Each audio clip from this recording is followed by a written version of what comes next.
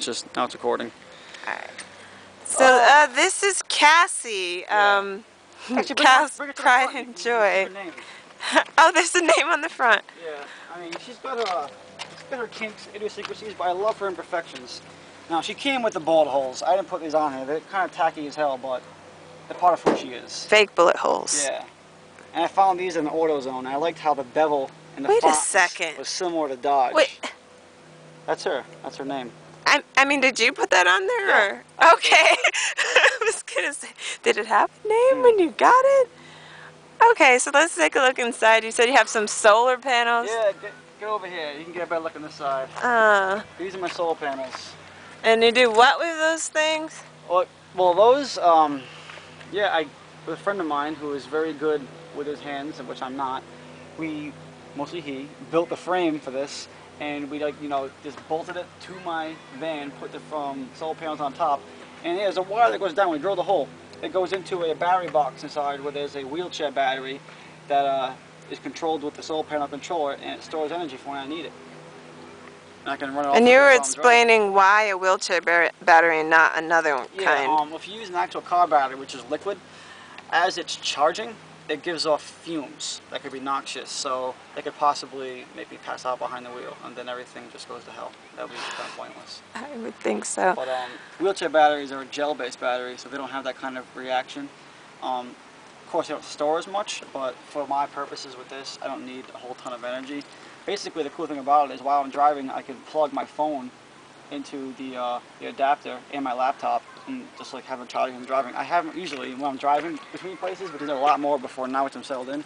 I keep my laptop on the seat next to me, kind of like at a police cruiser, so I can like take video and live stream as I'm driving, which is going to be the next step, which is something I'm working on. But yeah, let me show you the guts. Live stream while driving.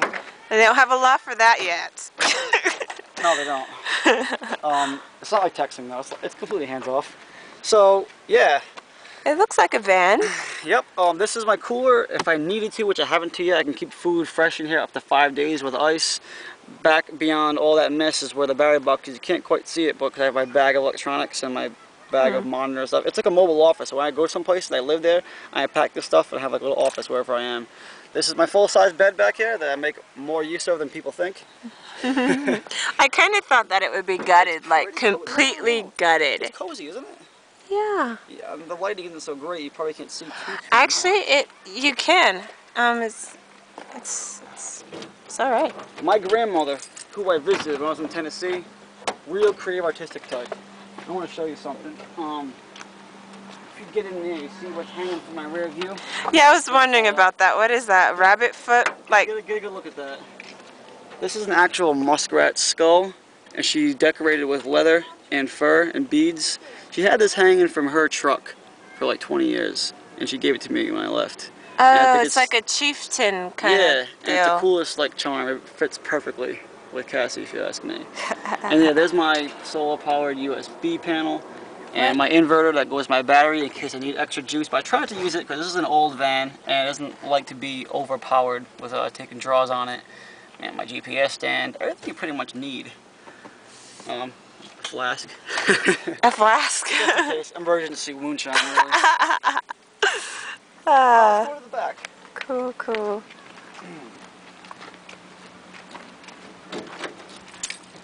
She's been neater, but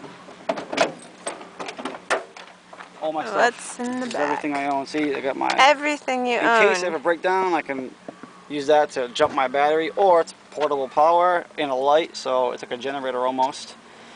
All my clothing. As you can see, there's wardrobes built into the sides, but I don't really use them because I'm always in the go, so. And my small collection of cowboy boots. Huh? Cowboy boots? Yeah, oh, over there. Well, see, there's a funny story behind this, actually. My grandparents, yeah, these are the ones I'm on now. These are my favorites currently. See, I didn't even think they were boots. Come on. I didn't. When I left Rhode Island, my grandparents on my father's side, these are my grandparents' boots. My grandfather, sorry. These are older than I am. He gave this to me before I left on my trip, and I wore them. Boots last that long, huh? Yeah, but they started to fall apart. So when I made it to Tennessee to see my other grandparents, I got my own boots. And the place I was at had like a buy one, get three special. So now my own boots I'll eventually pass down to my grandchildren. I don't even keep thinking about marriage right now. Even this belt is my grandfather's belt. I love family heirlooms. It's just like keeps things really rich. You can't find that stuff anywhere, you know? It's a lot of value in that. And that's kind of the setup. Yeah, that's Cassie. Cassie. I love this thing. And I don't know how it's still running, to be honest, with over 300,000 miles on it, but I just keep it tuned up and keep the oil in it. Simple machine, no computers, no electronics. Hey, what kind of van is this?